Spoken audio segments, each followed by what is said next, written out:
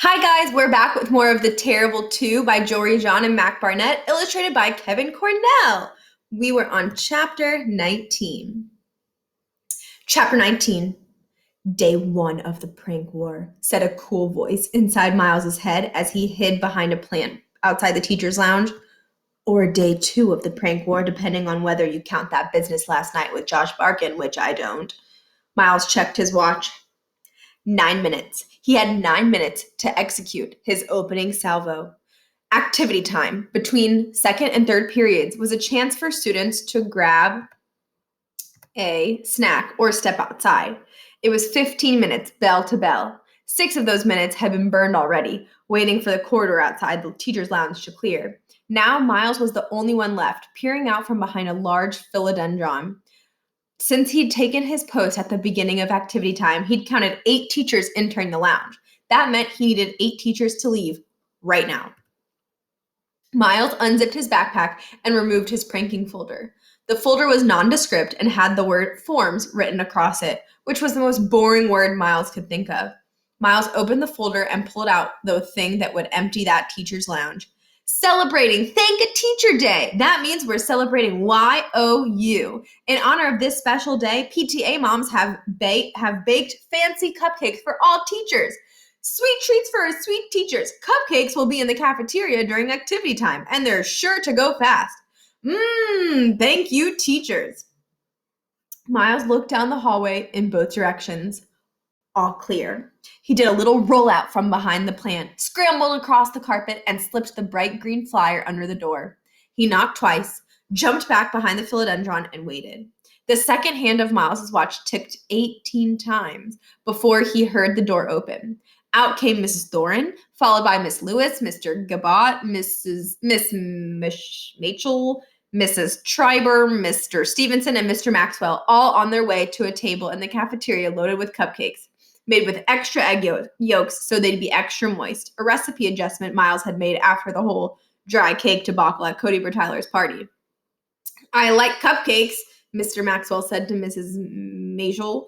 I hope there's chocolate, Mrs. Triber said to Mr. Stevenson. I don't get why they didn't just bring the cupcakes to the lounge, Miss Lewis said to nobody. That was only 7 teachers. Miles needed 8. The door swung shut. He waited another full minute, and then another 30 seconds. 6.5 minutes to go. Who was left? Miles tried to recall the procession into the lounge. It had all happened so fast. There were kids everywhere. Barkin was shouting somewhere in the distance. Clanging lockers, swinging backpacks, a flash of silver track pants. Yes! It was Coach O. Miles was confused. Why hadn't Coach O left? Coach O had the look of a man who loved cupcakes. In fact, Miles had seen him eating prepackaged cupcakes every day for the first 3 weeks of school. But only for the first 3 weeks. Miles slumped against the wall as he remembered a conversation he'd overheard between Coach O and Coach B during PE last week.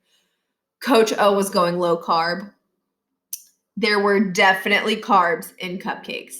If Miles didn't think fast, the whole prank was shot. How could he get Coach O to leave that lounge? It was almost automatic. Miles pulled out his pranking folder, removed a blank sheet of bright green copy paper, and began to write.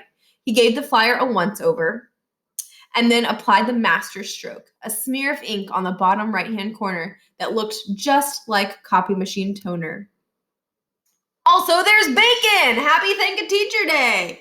Perfect. Roll, scramble, slide, knock. Miles was back behind the plant in less than 6 seconds. Coach O was out the door in less than 3 more.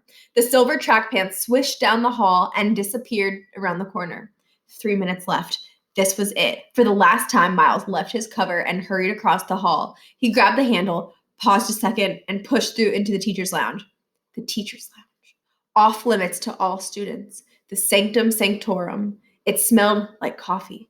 Everything was beige except a dark brown couch with a big white rip down the center cushion. There were mugs everywhere and months-old magazines and nearly finished crossword puzzles. At the center of the coffee table was a platter half full of donuts. And there, on the back wall, was a pigeonhole message box with 3 dozen little cubbies, most labeled with the last name, the teacher's mailboxes. Every step Miles took across the room was imbued with the thrill of the forbidden. He felt like a spy in his enemy's castle. Miles wasn't even breathing as he stood in front of the mailboxes, scanned strips of tape scrawled with handwritten names. Alvarez, Anderson, Barkin. Miles had practiced this next move the night before. Without looking, he reached into his pranking folder, took out a long white envelope, and stood on his tiptoes. He took one last look at his forgery. To Principal Barkin from Niles. Miles chuckled, kissed the envelope, and plugged it into Barkin's box. He grabbed a sprinkled donut on the way out the door. By the time the bell rang, he was in the main hall, and the donut was in his belly. I wonder what the letter says that he forged and pretended was actually from Miles. What do you think? What's your